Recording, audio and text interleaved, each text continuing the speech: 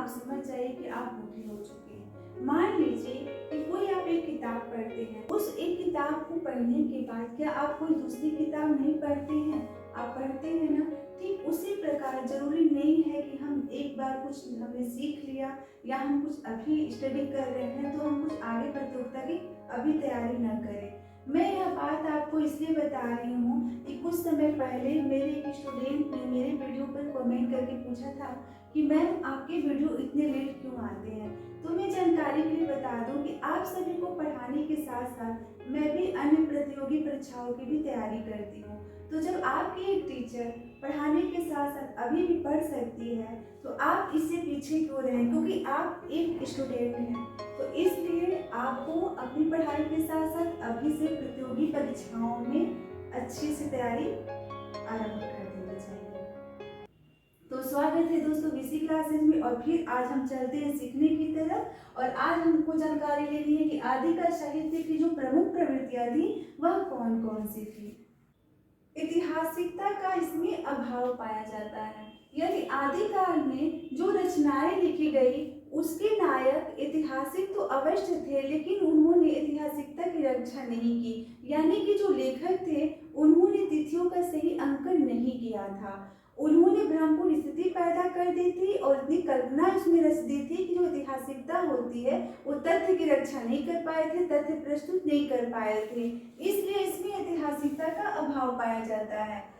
युद्ध वर्णन में सजीवता, यानी कि जो हम रचना देखते हैं तो युद्ध का वर्णन उसमें ऐसा हुआ है कि जैसा लगता है कि कवि आंखों देखा हाल बता रहा हो। तो जो चारण होते थे इसका कारण सिर्फ यही था कि जो चारण होते थे वो शौर्य गान करते थे तो युद्ध में भी जाते थे और ये साथ साथ युद्ध भी लड़ा करते थे।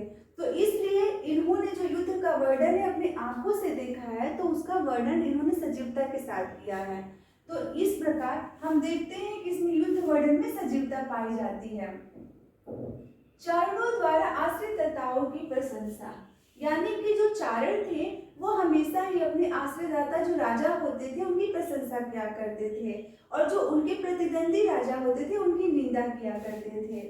इसमें वीर रस एवं श्रृंगार रस की भी प्रधानता मिलती है, यानी कि जो चारण थे जैसा कि मैंने पहले ही बताया था कि बाहरी आक्रमणों को भी रोकने के लिए राजाओं को युद्ध करना पड़ता था, साथ ही आपस में भी युद्ध लड़ा करते थे।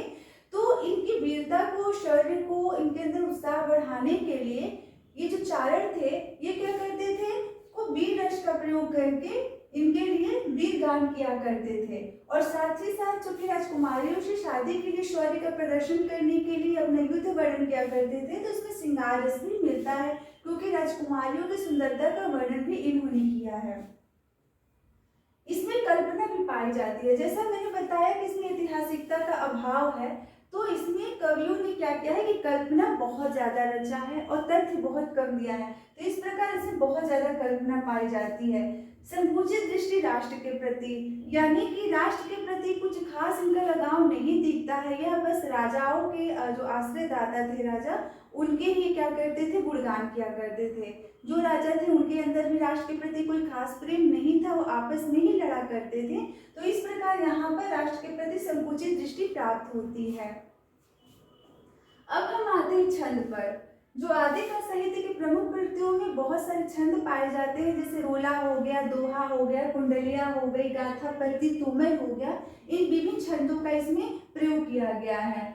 डिंगल पिंगल का भी प्रयोग किया गया है, यानी कि डिंगल उसे कहते हैं जो अभ्रंश भाषा है,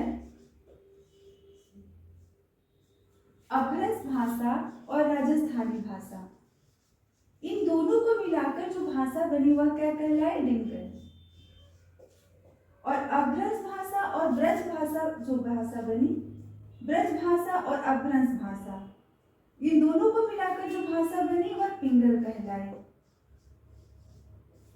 तो इस प्रकार जो आदिकाल साहित्य में उसमें डिंगल पिंगल का भी प्रयोग हमें मिलता है। अलंकारों का भी प्रयोग भरपूर मात्रा में मिलता है, उपमा, रूपक, उत्प्रेक्षा व इसलिए क्योंकि जो कवि थे वो बहुत ही चमत्कार उत्पन्न करने के लिए अलंकारों का प्रयोग करते थे। तो इस प्रकार बहुत सारे अलंकारों का इन्होंने प्रयोग किया। साथ ही साथ जो शैव साहित्य की भाषा थी इसमें इन्होंने अभ्रंश भाषा का प्रयोग किया।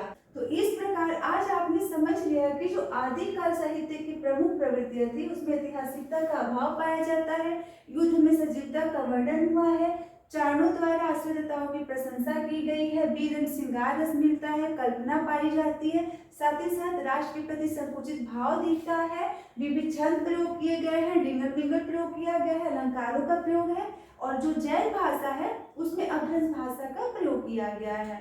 दोस्तों एक बार फिर मैं आपको याद दिलाना चाहूंगी कि घर बैठे बहुत अच्छी तैयारी करने के लिए हिंदी साहित्य निर्धारित के लिए आप स्टडी मटेरियल अवश्य ऑर्डर करें। इसके लिए आपको कहीं भी कोचिंग करने की आवश्यकता नहीं है, आप अपनी पढ़ाई के साथ साथ इस प्रतियोगी परीक्षा की भी तैयारी कर सकते हैं।